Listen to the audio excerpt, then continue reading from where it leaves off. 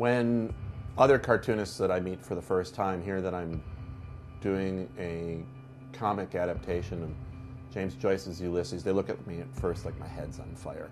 James Joyce's Ulysses, originally published in 1922, is probably one of the most complex and considered to be the most difficult novels of the English language. It's loaded with puzzles and enigmas, and it's really daunting for first-time readers. So we decided we'd try to use the magic of the iPad and the computer to create an annotated version of it as a comic book.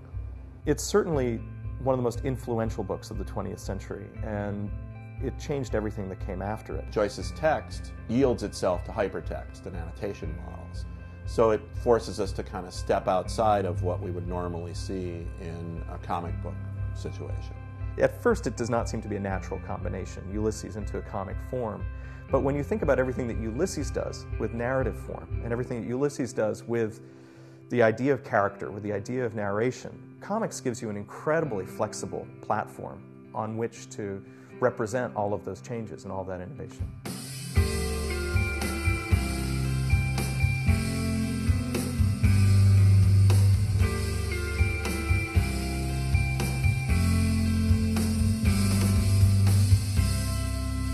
Our goal with Ulysses was to introduce people to the novel and to lead them to it and to get them excited about reading it. But nobody's really figured on how to do that visually and to present some of the locations and places and characters alongside of one another with handy little word balloons that point to who's speaking when. That's a big factor for first-time readers because Joyce plays with the narrative structure so much that you often are confused as to who's speaking, and who's speaking makes a big difference. With a comic, what you're able to do is you're able to give a graphic representation of who's talking to who and where they're standing. This isn't going to be possible for every episode of Ulysses. Ulysses becomes increasingly challenging as you move through the book. But as you can see in the first episode, it allows you to see the action, Ulysses' scene, right? It allows you to see what's going on in the book. And because we are doing it on the iPad, because we're doing it on the computer, we have that extra wall that we can break, that extra chance to dive into the page for the annotations rather than carrying all the other supplementary books around. One of the things the comic does that is really consistent with Joyce's own aesthetic and with the things that he loved is that it dramatizes the book, or it makes its drama evident. The Rosenbach manuscript of Ulysses is one of Philadelphia's greatest cultural treasures. It's one of the greatest cultural treasures in this country. James Joyce's manuscript of Ulysses is here. And so it's one of the great sort of sacred sites for Joyce scholars. I think it's fantastic that it's here in Philadelphia, and none of this would have happened. Everything we're doing is all Philadelphia based. We work with people all over now, but the fact of the matter is that the guts of our company and this project that led it all off is from a few guys going to the Rosenbach Museum to celebrate Joyce. And the Rosenbach has been so supportive to us over the course of this that we premiered the work there.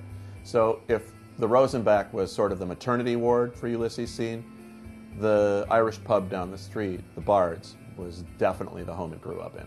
Joyce's work was really quite controversial at the time because it not only sort of takes the idea of the everyman and makes it epic by comparing it to Homer's Odyssey, but it also delights in the everyday experience. For me, this was one of the things that I first loved about the book, was that it looked at everything. It took a kind of unflinching look at every part of human experience and didn't leave anything out. There's some people who believe, after reading it the first time, that they just read the most educated 700-page fart joke.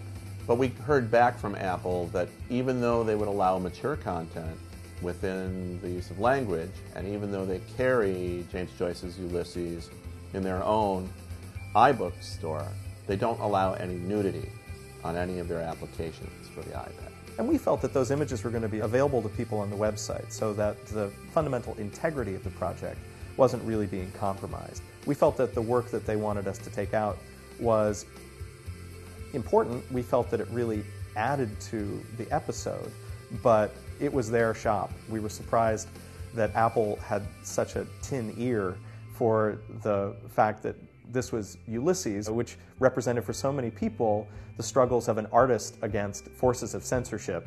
We got great coverage in Wired magazine and the New York Times. The first story was in the New Yorker's book blog, and it just, exploded from there. We're happy to see that all the press made them rethink that, and now they've gone case-specific on the notion of nudity, and they're very kindly turned around and said to us, we'd like to carry the full project, unexpurgated. Can you resubmit the files?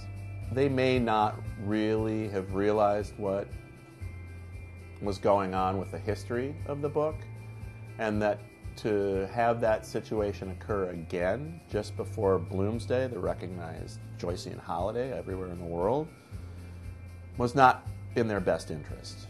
I can't really say that Joyce would love this project. I'm not sure he would. I know that he loved comics. I think he would appreciate what we're trying to do for his novel. But, again, the work of art was created as a novel. This is meant to help lead people to it.